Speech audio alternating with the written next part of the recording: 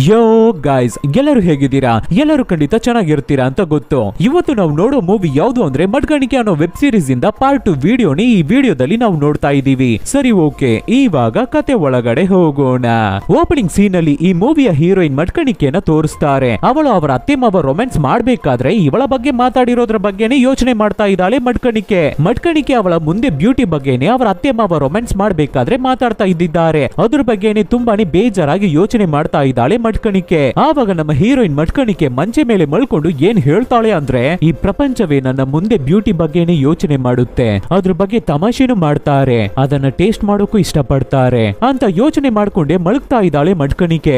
Next ದಿನ ಬೆಳಗ್ಗೆ ಆಗುತ್ತೆ. ಆವಾಗ ನಮ್ಮ ಹೀರೋಯಿನ್ ಮಡ್ಗಾಣಿಕೆ ಯಾವಾಗ್ಲೂ ಅವಳು ಟ್ಯೂಷನ್ಗೆ ಹೋಗೋ ತರನೇ ಟ್ಯೂಷನ್ಗೆ ಹೋಗ್ತಾ ಇರ್ತಾಳೆ. ಇವಾಗ ಆ ಟ್ಯೂಷನ್ ಸೆಂಟರ್ ಆಪೋಸಿಟ್ ಕೆಲವೊಂದು ಹುಡುಗರು ಸೇರಿ ಕೂತಿದ್ದಾರೆ. ಅದರಲ್ಲಿ ಚುನ್ನ ಅಂತ ಒಬ್ಬ ಹುಡುಗನು ಇದ್ದಾನೆ. ಆ ಹುಡುಗರು ಎಲ್ಲರೂ ಸೇರಿ ಮಡ್ಗಾಣಿಕೆ ಬಗ್ಗೆನೆ ಕಮೆಂಟ್ ಮಾಡ್ತಾ ಇದ್ದಾರೆ. ಆವಾಗ ಚುನ್ನ, ಯಾಕ್ರೋ ಹುಡುಗರೇ, ನಿಮಗೆ ನಾಳೆ ಏನಾದ್ರೂ ಎಕ್ಸಾಮ್ ಇದೆಯಾ ಅಂತ ಕೇಳ್ತಾನೆ. ಅದಕ್ಕೆ ಅವನ ಫ್ರೆಂಡ್ಸ್ ಅಲ್ಲಿ ಒಬ್ಬ, ನಾಳೆ ಎಕ್ಸಾಮ್ ಬರ್ದು ನಾವ್ ಏನೋ ಮಾಡ್ತೀವಿ ಅಂತ ಹೇಳ್ತಾನೆ. ಅದೇ ತರ ಇನ್ನೊಬ್ಬ, ಹೌದು, ನಾವು ಚೆನ್ನಾಗಿ ಓದಿ ಸ್ಟಡೀಸ್ ಅನ್ನ ಕಂಪ್ಲೀಟ್ ಮಾಡಿಬಿಟ್ಟು ದುಬೈಗೆ ಹೋಗಿ ಒಂಟೆ ಮೇಯಿಸ್ತೀವಿ ಬಿಡು ಅಂತ ತಮಾಷೆಯಾಗಿ ಮಾತಾಡ್ತಾ ಇರ್ತಾರೆ ಹುಡುಗರು. ಇದಕ್ಕಾಗಿ ಕಂಡ್ರು ನಾನು ಓದೋಕೆ ಹೋಗ್ಲಿಲ್ಲ ಅಂತ ಅಲ್ಲಿರುವ ಅಂಕಲ್, ಆ ಗ್ರೂಪ್ ಅಲ್ಲಿರುವ ಅಂಕಲ್ ಕಿಂಡಲ್ ಆಗಿ ಮಾತಾಡ್ತಾ ಇರ್ತಾರೆ.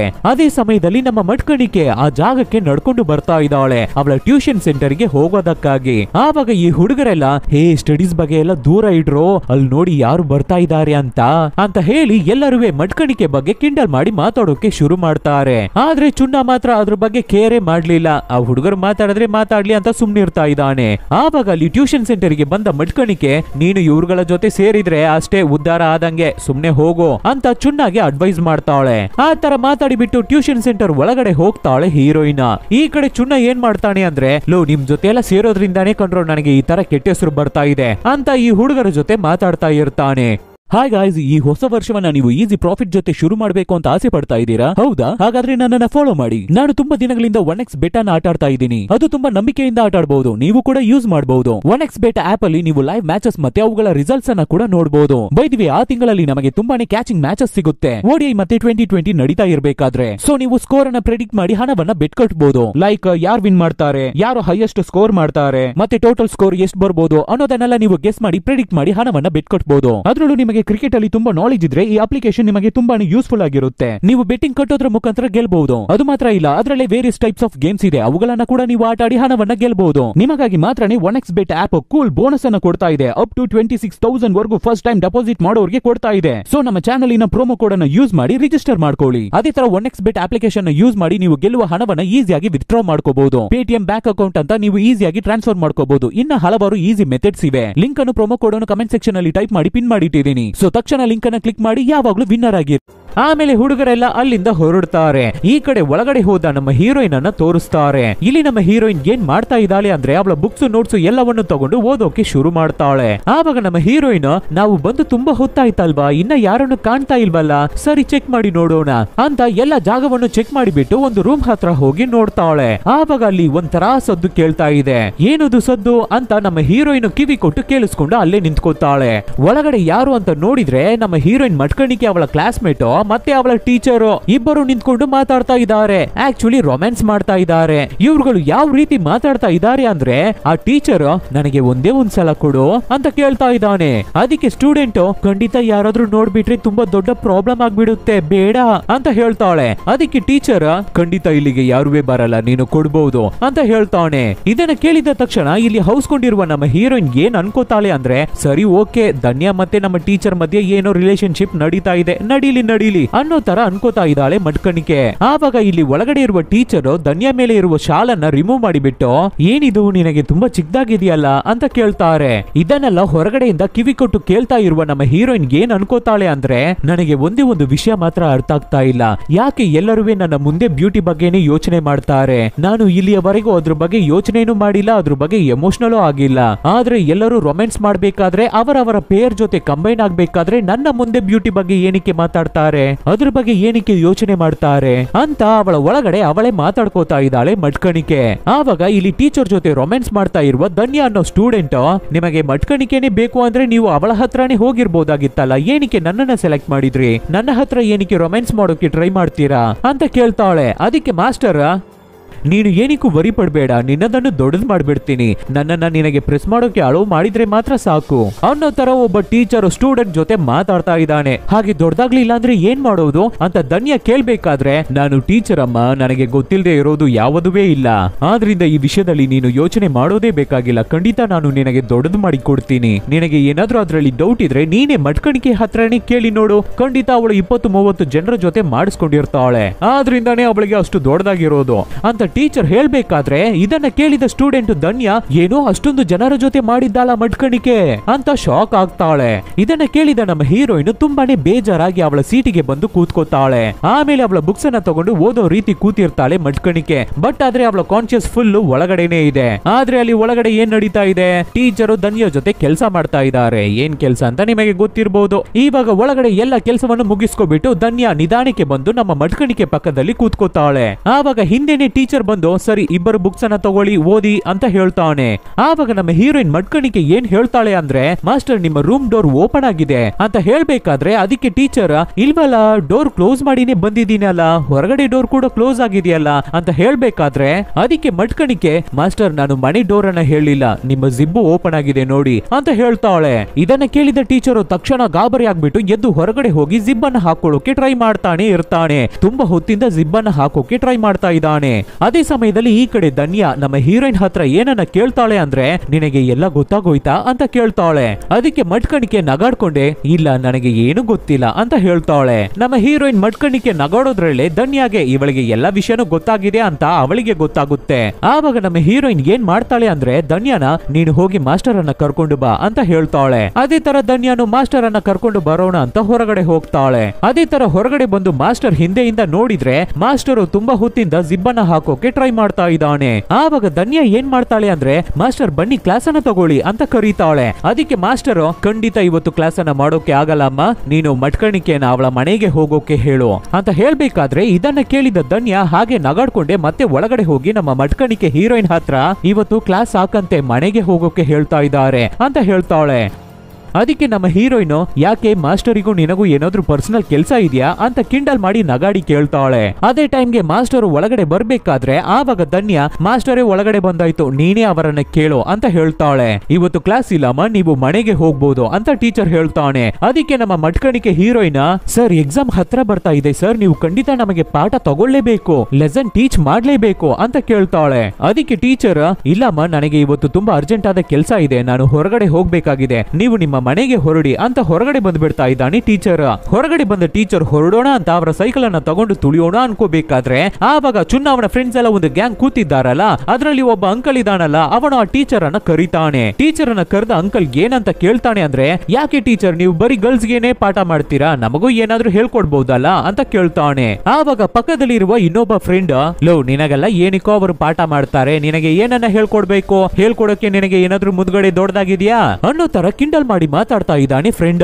ಆವಾಗ ಅಂಕಲ್ ಆ ಟೀಚರ್ ಅನ್ನ, ಟೀಚರ್ ಇನ್ನ ಸ್ವಲ್ಪ ಹತ್ರ ಬನ್ನಿ ಅಂತ ಹತ್ರ ಕರೆದು, ಒಳಗಡೆ ಆ ಇಬ್ಬರ ಹುಡುಗಿರಿಗೂ ಏನನ್ನ ಹೇಳ್ಕೊಡ್ತೀರೋ ಅದನ್ನೇ ಇಲ್ಲಿರೋ ಹುಡುಗರಿಗೂ ಹೇಳ್ಕೊಡ್ಬಹುದಲ್ಲ ಮಾಸ್ಟರ್ ನೀವು ಅಂತ ಒಂಥರ ಕಿಂಡಲ್ ಮಾಡಿ ಮಾತಾಡ್ಬೇಕಾದ್ರೆ, ಅದಕ್ಕೆ ಟೀಚರು ಟೆನ್ಷನ್ ಆಗ್ಬಿಟ್ಟು, ನೀವು ಮಾತಾಡೋ ಡಬಲ್ ಮೀನಿಂಗ್ ನನಗೇನು ಅರ್ಥ ಆಗಲ್ಲ ಅನ್ಕೋಬೇಡಿ ಕಣ್ರೋ, ನಾನೇನು ಪೆದ್ದ ಇಲ್ಲ ಅಂತ ಕೋಪದಿಂದ ಮಾತಾಡಿ ಅಲ್ಲಿಂದ ಹೊರಡ್ತಾನೆ ಟೀಚರ್. ಟೀಚರ್ ಅಲ್ಲಿಂದ ಹೋದ ಮೇಲೆ ಅಂಕಲ್ ಏನ್ ಹೇಳ್ತಾನೆ ಅಂದ್ರೆ, ಲೋ ಹುಡುಗರೇ, ಆ ಟೀಚರ್ ಹತ್ರ ರಿಕ್ವೆಸ್ಟ್ ಮಾಡಿ ಕೇಳ್ಕೊಂಡಿದ್ರೆ ಅವರ ಟ್ಯೂಷನ್ಗೆ ಆ ಹುಡುಗಿರ ಜೊತೆ ನಿಮಗೂ ಸೇರ್ಕೊಂಡು ಕ್ಲಾಸ್ ನ ತಗೋತಾ ಇದ್ರಲ್ವಾ ಅಂತ ಹೇಳ್ಬೇಕಾದ್ರೆ, ಅದಕ್ಕೆ ಹುಡುಗರು, ಹಾಗೆಲ್ಲ ರಿಕ್ವೆಸ್ಟ್ ಮಾಡಿ ಆ ಟ್ಯೂಷನ್ಗೆ ಜಾಯ್ನ್ ಆಗ್ಬೇಕು, ಅದು ಆ ಟೀಚರ್ ಹತ್ರ ಜಾಯ್ನ್ ಆಗ್ಬೇಕು ಅನ್ನೋ ಅವಶ್ಯಕತೆ ನಮಗಿಲ್ಲ ಅನ್ನೋ ತರ ಹೇಳ್ತಾರೆ ಹುಡುಗರು.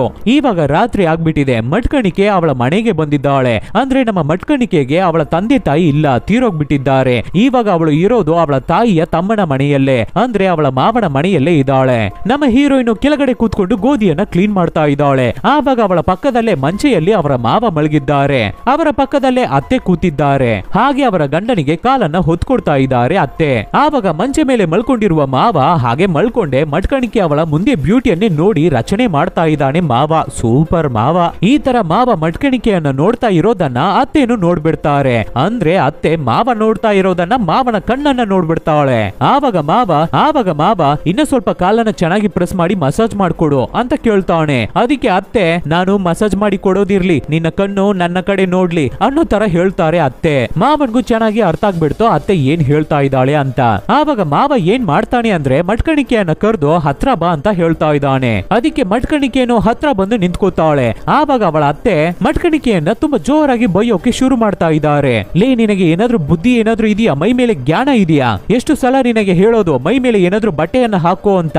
ಅದಕ್ಕೆ ನಮ್ಮ ಮಟ್ಕಣಿಕೆ ಹೀರೋಯಿನ್ ಟೆನ್ಷನ್ ಆಗಿ ಮಾತಾಡೋಕೆ ಶುರು ಮಾಡ್ತಾಳೆ. ಆಕ್ಚುಲಿ ಕಿರ್ಚ್ಕೋತಾಳೆ. ನಾನು ಶಾಲನ್ನ ಹಾಕೊಳ್ಳೋಕೆ ಮರ್ತು ಬಿಟ್ಟೆ ಅಷ್ಟೇ, ನಾನು ಬೇಕು ಬೇಕಂತ ಮಾಡ್ಲಿಲ್ಲ ಅಂತ ಜಗಳ ಮಾಡಿಬಿಟ್ಟು ಅಲ್ಲಿಂದ ಹೊರಗಡೆ ಹೋಗ್ಬಿಡ್ತಾ ಇದ್ದಾಳೆ ಮಟ್ಕಣಿಕೆ. ಅಲ್ಲಿಂದ ಹೊರಗಡೆ ಬಂದು ಸ್ಲ್ಯಾಪ್ ಅಲ್ಲಿ ಕೂತ್ಕೋತಾ ಇದ್ದಾಳೆ. ಹಾಗೆ ಕೂತ್ಕೊಂಡು ಅವಳ ಮನಸ್ಸೊಳಗಡೆ ಅವಳೇ ಮಾತಾಡ್ಕೋತಾ ಇದ್ದಾಳೆ. ಈ ಪ್ರಪಂಚವೇ ಹೀಗೆ ಅನ್ಸುತ್ತೆ. ನಮ್ಮ ಮುಂದೆ ಇರುವ ಬ್ಯೂಟಿ ದೊಡ್ಡದಾಗಿದ್ರು ಸರಿ ಚಿಕ್ಕದಾಗಿದ್ರು ಸರಿ ಅದ್ರ ಬಗ್ಗೆ ಕ್ವೆಶ್ಚನ್ ಮಾಡ್ತಾನೆ ಇರ್ತಾರೆ, ಅದನ್ನ ರಚನೆ ಮಾಡ್ತಾನೆ ಇರ್ತಾರೆ. ಹೇಗೆ ದೊಡ್ಡದಾಯ್ತು ಹೇಗೆ ಚಿಕ್ಕದಾಯ್ತು ಅದ್ರ ಬಗ್ಗೆನೇ ಯೋಚನೆ ಮಾಡ್ತಾ ಇರ್ತಾರೆ. ಆದ್ರೆ ಹೆಂಗಸಿಗೂ ಒಳಗಡೆ ಮನಸ್ಸು ಅಂತ ಒಂದಿದೆ ಅನ್ನೋದ್ರ ಬಗ್ಗೆ ಯೋಚನೆನೇ ಮಾಡಲ್ಲ, ಕೇರೆ ಮಾಡಲ್ಲ. ಗಂಡಸರು ಯಾವಾಗ್ಲೂ ಹೆಂಗಸರನ್ನ ಬೆತ್ತಲೆ ಇಟ್ಟು ಅವ್ರಗಳನ್ನ ಯೂಸ್ ಮಾಡ್ಬೇಕು ಅಂತ ಮಾತ್ರನೇ ಯೋಚನೆ ಮಾಡ್ತಾರೆ, ಹಾಗೆ ಮಾತ್ರನೇ ಟ್ರೀಟ್ ಮಾಡ್ತಾರೆ. ನಮ್ಮ ಮನೇಲಿರೋರು ಆ ತರ ನೋಡ್ಬೇಕಾದ್ರೆ ಹೊರಗಡೆ ಇರೋರು ಇನ್ನ ಹೇಗೆಲ್ಲ ನೋಡ್ಬೇಕು ಅನ್ನೋ ತರ ಒಳಗಡೆ ಯೋಚನೆ ಮಾಡ್ತಾ ಇದ್ದಾಳೆ ನಮ್ಮ ಹೀರೋಯಿನ್ ಮಟ್ಕಣಿಕೆ. ಆವಾಗ ಇಲ್ಲಿ ಅವರ ಅತ್ತೆ ಮಾವ ಮಾತಾಡ್ಕೊಳ್ಳೋದನ್ನ ತೋರಿಸ್ತಾರೆ. ನನಗೇನೆ ತಿರುಗಿಸಿ ಮಾತಾಡ್ತಾ ಇದ್ದಾಳ ಅವಳು, ಅವಳನ್ನ ನೋಡ್ಕೋತೀನಿ ಬಿಡಿ, ಅವಳನ್ನ ಏನ್ ಮಾಡ್ತೀನಿ ಅಂತ ನೋಡಿ ಅಂತ ಟೆನ್ಷನ್ ಆಗ್ಬೇಕಾದ್ರೆ ಮಾವ ಸಮಾಧಾನ ಮಾಡೋಕೆ ಟ್ರೈ ಮಾಡ್ತಾನೆ. ಅದಕ್ಕೆ ಅತ್ತೆ ಟೆನ್ಷನ್ ಆಗ್ಬಿಟ್ಟು ಮಾವನಿಗೆ ಗಿಂಜಬಾರದ ಜಾಗದಲ್ಲಿ ಗಿಂಜ್ ಬಿಡ್ತಾ ಇದ್ದಾಳೆ. ಆಮೇಲೆ ಅಲ್ಲಿಂದ ಹೊರಗಡೆ ಬಂದು ನಮ್ಮ ಹೀರೋಯಿನ್ ಮಟ್ಕಣಿಕೆಯನ್ನ ಮತ್ತೆ ಬೈಯೋಕೆ ಶುರು ಮಾಡ್ತಾಳೆ. ಸುಮ್ನೆ ಮುಚ್ಕೊಂಡು ಒಳಗಡೆ ಹೋಗಿ ಮಲಗೋ ಕೆಲಸವನ್ನ ನೋಡು ಅಂತ ಬೈಬೇಕಾದ್ರೆ ಅದಕ್ಕೆ ನಮ್ಮ ಹೀರೋಯಿನ್ ನನಗೆ ಯಾವಾಗ ಮಲಗಬೇಕು ನಿದ್ದೆ ಮಾಡ್ಬೇಕು ಅನ್ಸುತ್ತೋ ನಾನು ಆವಾಗ ಬಂದು ಮಲಗ್ತೀನಿ, ನನ್ನನ್ನು ಒಂಟಿಯಾಗಿ ಬಿಡಿ ಅಂತ ಹೇಳ್ತಾಳೆ. ನಿನ್ನ ತಂದೆ ತಾಯಿ ದೇವರ ಕಾಲಿಗೆ ಹೋಗಿ ತಲುಪಿದ್ರು ಆದ್ರೆ ನಿನ್ನಂತ ಒಂದು ದರಿದ್ರವನ್ನ ನನಗೆ ಸೇರಿಸ್ಬಿಟ್ಟು ಹೋಗ್ಬಿಟ್ಟಿದ್ದಾರೆ ಅಂತ ಇನ್ನ ಚೀಪ್ ಆಗಿ ಮಾತಾಡಿಬಿಟ್ಟು ಒಳಗಡೆ ಹೋಗ್ಬಿಡ್ತಾಳೆ.